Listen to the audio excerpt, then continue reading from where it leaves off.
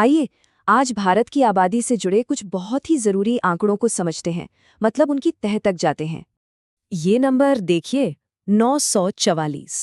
अब ये सिर्फ एक नंबर नहीं है, असल में ये एक बहुत बड़ी कहानी की शुरुआत है। तो आखिर ये 944 है क्या? इसका मतलब है भारत में आज हर 1000 पुरुषों के मुकाबले सिर्फ 944 महिलाएं हैं, और इसी को हम कहते हैं देश का सेक्स रेशियो या लिंगानुपात। और यकीन मानिए, ये आंकड़ा हमारे समाज के बारे में बहुत कुछ बताता है। अब सवाल ये है कि भाई सिर्फ एक नंबर से 140 करोड़ लोगों के देश के बारे में क्या ही पता चल सकता है ना? तो चलिए आज इसी सवाल का जवाब ढूंढने की कोशिश करते हैं। अच्छा, तो सबसे पहले बात करते हैं आज की, मतलब अभी की क्या तस्वीर है, आंकड़े क्या कहते हैं।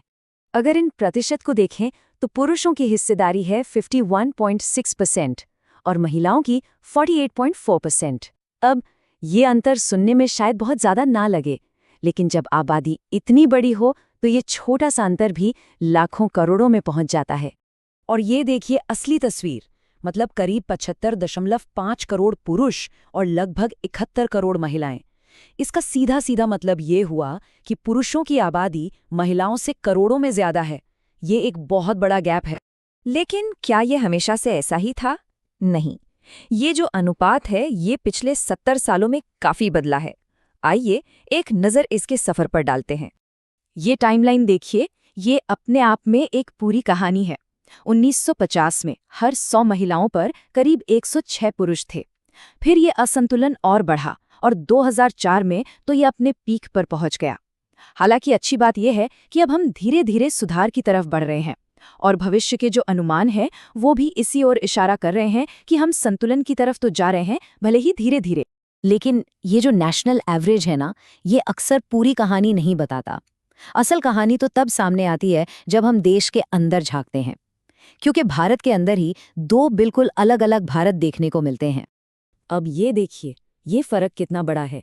एक तरफ है केरल, जहां हर 1000 पुरुषों पर महिलाओं की संख्या 1000 से भी ज्यादा है, मतलब महिलाएं पुरुषों से ज्यादा हैं। और वहीं दूसरी तरफ है हरियाणा, जहां ये आंकड़ा 900 से भी नीचे है। सोचिए, एक ही देश लेकिन जमीन आसमान का फर्क। तो सवाल ये है कि इतना बड़ा फर्क आखिर है क्यों? वजह काफी गहरी और सामाजिक है। केरल जैसे राज्यों में बेहतर पढ़ाई लिखाई और हेल्थ केयर का असर साफ दिखता है। वहीं हरियाणा और पंजाब जैसे राज्यों में बेटों को ज्यादा तरजीह देने की जो पुरानी सोच है, वो इस असंतुलन की एक बहुत बड़ी वजह रही है।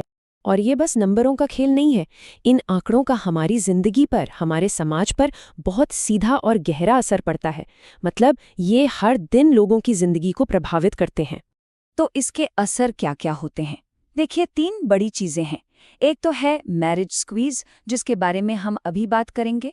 दूसरा, लोग शादी के लिए एक जगह से दूसरी जगह जाने लगते हैं। और तीसरा, ये सरकार के लिए भी एक बहुत बड़ी चुनौती बन जाता है। तो ये मैरिज स्क्वीज क्या बला है? आसान भाषा में समझिए, जब लड़कों की संख्या लड़कियों से बहुत ज्यादा हो जाती है तो लड़कों के लिए शादी के लिए पार्टनर ढूंढना मुश्किल हो जाता है। इसी को कहते हैं मैरिज स्क्वीज। और जाहिर है इससे समाज में और भी कई तरह की परेशानियां खड़ी होती हैं। और ये बात इस पूरी समस्या की जड़ को पकड़ती है। ये जो लिंग अनुपात में गड़बड़ी है ना, ये असल में हमारी उस गहरी सोच को दिखाती है जहां बेटियों पर बेटों को तरजीह दी जाती है। तो क्या इसका कोई हल है? क्या भविष्य को बेहतर बनाया जा सकता है? बिल्कुल। आइए देखते हैं कि संतुलन बनाने के लिए क्या किया जा रहा है। देखिए, इसका कोई एक सीधा साधा हल नहीं है। कई मोर्चों पर एक साथ काम करना होगा।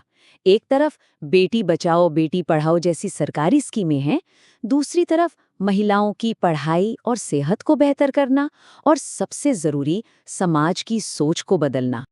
और इन सारी कोशिशों का नतीजा क्या हो सकता है, भविष्य कैसा दिख रहा है, वो बताता है ये नंबर, लगभग 976। तो ये एक तरह का प्रोग्रेस रिपोर्ट कार्ड है।